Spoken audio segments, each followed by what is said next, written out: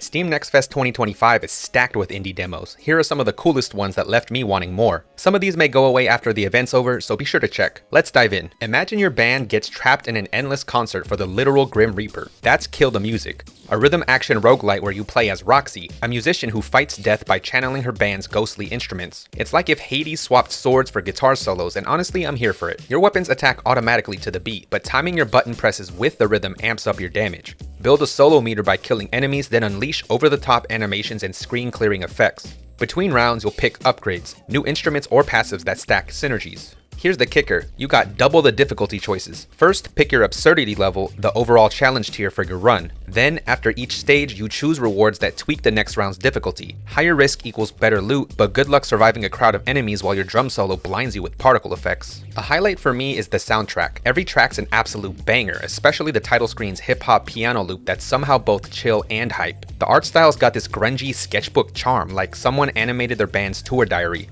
Fighting to the beat is satisfying and adds an active layer to a genre where you typically just walk around and things die. If you like rhythm games with teeth, this demo's a solid encore. Just maybe warm up on Absurdity 1 first. The Bermuda Triangle, where planes vanish, ships disappear, and now you fight for your life. Bermuda Survivor throws you into a bullet heaven roguelite where your goal is simple: survive endless hordes, uncover secrets, and maybe figure out why everyone's Wi-Fi here is so bad. It blends chaotic combat with structured exploration and meta progression that reshapes the islands themselves. This isn't your average hold stick and pray bullet heaven. Each run has you exploring handcrafted islands, unlocking shortcuts, and rebuilding hubs like shops and research labs. Combat's fast-paced with melee weapons like katanas or bats, and range weapons like shotguns, rifles, and revolvers to mix into builds. The map's fixed, letting you master routes and exploit permanent unlocks, like carving your own path through a storm. Between waves, you'll solve lore puzzles, trade with factions, and unlock perks that tweak future runs. Higher risks, like tougher enemies, reward better loot, but the screen gets wild when hordes swarm. The art style is a standout. Your survivor pops against monochrome enemies like a neon sign in a fog bank. The exploration loop's refreshing too. Unlocking shortcuts and rebuilding the world gives that "I'm leaving my mark" satisfaction most bullet heavens lack. Fixed exploration in this genre is not something you really see often. The faction system and fixed map progression shows serious potential. If you're tired of procedural chaos and want a bullet heaven with structure, this demo's worth a dive. Demon Tides is a sequel to indie platformer Demon Turf, this time ditching 2D sprites for a full 3D ocean adventure. In Demon Tides, you'll sail across open seas and platform your way through Ragnar's Rock with a quirky crew. It's designed so newcomers can dive straight into its open world platforming. This game is all about movement. The game throws expressive platforming at you, meaning gaps can be crossed with wall jumps, hook shots, paragliders, or whatever chaotic combo your imagination and talisman loadout allows. Collect over 50 talismans to tweak your moveset, customize your drip with dozens of cosmetic combos, and explore handcrafted islands at your own pace. Your hub is a tricked out ship where you'll chill with the crew, buy upgrades, and plot routes. The open ocean feels alive, letting you tackle challenges in any order, or just vibe with the groovy soundtrack. And if you die or fall, it doesn't matter. You can drop a checkpoint anywhere. It's like the game knows you'll faceplant that spinning pillar at least 6 times. The art style's charming, bold colors, playful character designs, and water that looks good enough to bottle. Movement's the star here. Chaining jumps, dashes, and talisman abilities feel slick, and finding your flow is pure serotonin. Plus, racing ghost replays of other players adds that just one more try addictiveness. If you're into creative platforming and open worlds that respect your time, Demon Tides is a tide worth riding. Give the demo a try. Imagine Legend of Zelda meets Captain America, but instead of vibranium, you got a shield and a knighthood to earn. In the Knightling, you play as a pint-sized apprentice searching for your missing mentor, Sir Lionstone, across a vibrant open world. Armed with his legendary shield and exactly 0 swords, you'll bounce, slide, and parry your way to heroism. It has a level of charm that has you constantly wanting to see more of its world. This is a shield-first adventure. Combat, traversal, and puzzles all revolve around your trusty Calirium shield. Block and parry attacks to create openings, then smack enemies with satisfying clangs. Traversal's a highlight. Slide across fields, bounce off mushrooms, and chuck your shield like a medieval frisbee to solve puzzles. The world's packed with quirky NPCs, side quests for permanent upgrades like health boosts, and skill trees that turn your basic 3-hit combo into a flashy arsenal. Pro tip, master the shield bounce. You'll need it for those "how is this platform even reachable" moments. The art style is gorgeous. It's colorful, cartoony, and bursting with personality. Combat starts slow but ramps up beautifully as you unlock dodges, parry counters, and screen shaking specials. Shield sliding never gets old, even when you're ricocheting off a tree for the 5th time. The deeper you go, the more it shines, especially when the shield's mechanics open up. The charm and creativity here are definitely the standouts. If you've ever wanted to roleplay as a lanky squire with a ginormous shield, this demo's your jam. From the team behind Totally Accurate Battle Simulator comes a game where speed isn't just a mechanic, it's survival. In Haste Broken Worlds, you play as Zoe, sprinting through procedurally generated levels in a universe that's literally crumbling around you. Your goal is to outrun Oblivion, grab upgrades, and maybe figure out why everything's falling apart. And because it's cool is probably not the right answer. This game is all about momentum. Perfect landings on downward slopes boost your speed, while stumbles slow you down and crashing costs precious health.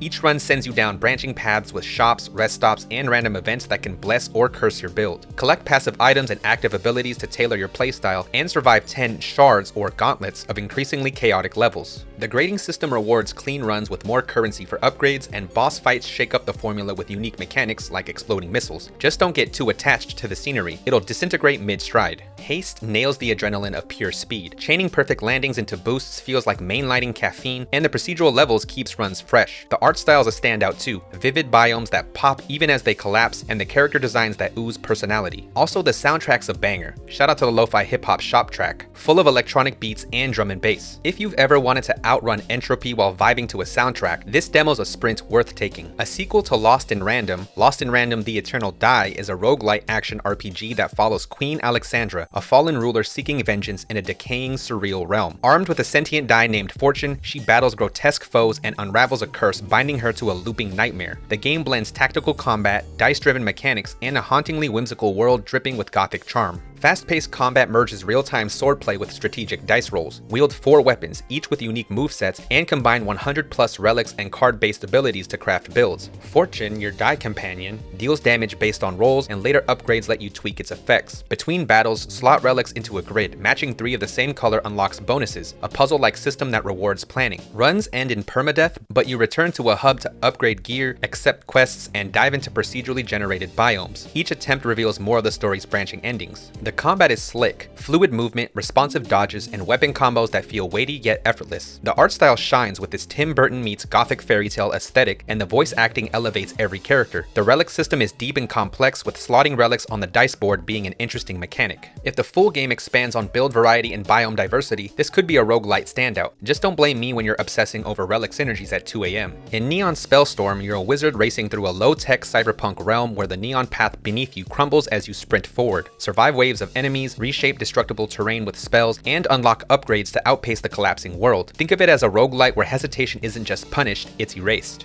The path disintegrates behind you, forcing relentless forward movement. Each segment of the neon trail acts like a room. Clear enemies, choose your next path on a map, either a safer, less rewarding route or a high-risk reward one, then sprint onward. Spells like chain lightning and gravity wells shatter terrain and enemies, while synergies turn chaos into art. Visually, neon grids clash with vaporwave hues, and every spell explosion paints the screen in pixel art confetti. The spell synergy system is where the game shines. Stacking Echo and Behemoth upgrades turns basic attacks into screen-clearing spectacle, and destructible terrain adds strategic depth. The promise of more biomes and deeper customization has me intrigued. If the full game leans into its strengths, this could be a standout. Just don't forget to blink. Those neon hues aren't paying your optometrist bills. ODDCORE is a retro-styled boomer shooter where you're hired to protect a glitching digital archive by blasting hordes of corrupted entities. Your office is a shifting maze of liminal backroom-style arenas. Your job description boils down to shoot now, ask questions never. The gameplay involves chaotic, movement-heavy FPS action. Choose loadouts mixing weapons and gadgets to carve through ever-changing arenas. Earn souls to upgrade gear mid-run or add time to a ticking clock dictating your mission length. Weapon XP levels up your guns, which improves their effectiveness in taking down enemies. The aesthetic nails retro chaos, warped visuals, glitch effects, and a soundtrack that keeps you hype and your head nodding. Movement is king here. Dashing and grappling through arenas feels fluid, and the gun's crunching sound design makes every shot feel satisfying. This game has a lot of style and potential. The horror elements combine with the fast-paced gameplay to create an interesting mix of game mechanics. The core loop's raw intensity hooks you. If the full game polishes its edges, ODDCORE could be the boomer shooter your backlog begs for. In Roots Devour, you play as an elder god clawing your way to power in a Lovecraftian forest. Spread tendrils, drain creatures of their blood, and manipulate mortals into worship, all while balancing the delicate art of not accidentally starving yourself. Turns out, even eldritch abominations need meal prep.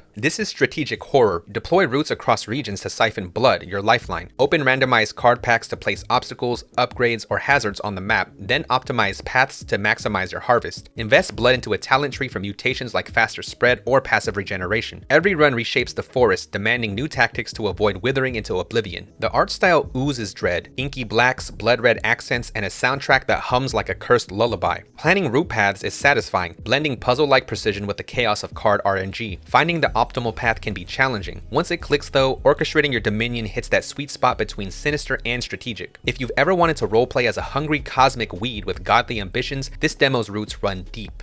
In Scaravan 66, you play as Lucky, a leather-clad greaser trapped in a never-ending highway showdown against the Devil's demonic legions. Blast through hordes of undead, upgrade your ride, and outrun the afterlife. Leather jackets, shotgun shells, and engine grease included at no extra cost. Gameplay consists of fast-paced car combat with roguelike progression. Maneuver Lucky's muscle car through chaotic firefights, ramming enemies, or shredding them with rifles, shotguns, and explosives. After each run, visit pit stops to chat with NPCs offering temporary perks or healing. The Devil adapts her forces each run, so no two escapes play the same. The aesthetic nails that greaser meets hellscape vibe. Think oil slick skies, glowing asphalt, and a soundtrack that's equal parts rockabilly and doom metal. Driving feels weighty but responsive, and slamming into demons never gets old. The core loop's solid, and the upgrade system hints at wild build potential. There are some rough edges, but if ironed out, this game could have tons of replayability. If you've ever wanted to outrun hell in a tricked out hot rod, this demo's a solid pit stop. In GLUM, you play a short-tempered goblin armed with a magical boot and a hatred for humans. When his overlord gets kidnapped, GLUM stomps through a vibrant, physics-driven medieval world, kicking everything in his path. It's basically like Angerfoot meets Bulletstorm. The devs call this a first-person booter, where creativity equals carnage. Kick humans into hazards like spike traps or boiling cauldrons, launch explosive barrels with your boot, or yank objects toward you with the foot fetch ability. The menace system rewards stylish kills with points that fill your bonkers meter, a rage mode that supercharges your kicks. The game's unapologetically crude, combat's a blast, literally once you unlock the Bootzuka, a rocket-powered kick, and the physics chaos never gets old. The cartoony art style pops with exaggerated details, with environments looking like an amplified version of Shrek's, and the characters having distinct designs. Platforming's occasional clunkiness aside, the sheer joy of drop-kicking a bard into a fireplace makes up for it. If you've ever wanted to unleash your inner gremlin, this demo's a stomping good time. From the creator of My Friend Pedro comes a game where law enforcement takes a literal trip to hell. In Shotgun Cop Man, you're basically DEA agent Hank Schrader, tasked with arresting Satan himself. Your badge is a shotgun and your jurisdiction is the 9 circles of hell. This is precision platforming at its finest. Use your arsenal to propel yourself through handcrafted levels, dodging traps and demons mid-air. Reload only when grounded, forcing strategic planning between aerial maneuvers and combat. Each stage has 3 challenges: kill every enemy, speedrun the clock, or finish unscathed. The demo's 17 levels escalate from chaotic target practice to geometry-defying gauntlets, demanding mastery of recoil jumps and weapon swaps. The gun propulsion mechanic is kinda genius. Chaining shotgun blasts to soar over lava pits or floating mid-air with an auto rifle feels absurdly satisfying. Levels are tightly designed, mixing platforming puzzles with combat that forces creative weapon use. The core loop already seems polished and refined. The art style's minimalist but effective, clean lines, hellish reds, and demons that look like they were drawn by a particularly angry toddler. If you've ever wanted to speedrun Damnation while yelling about justice, this demo's one to try. And that's a wrap on my top indie demos from Steam Next Fest 2025. From rhythm chaos to hellish speedruns, there's something here for every kind of player. Remember, all these demos are free, so grab them while they're hot. If you've played a gem I missed, shout it out in the comments. I'm always hunting for hidden indies to try. Thanks for hanging out. Subscribe if you dig this kind of coverage, and I'll catch you in the next one. Peace.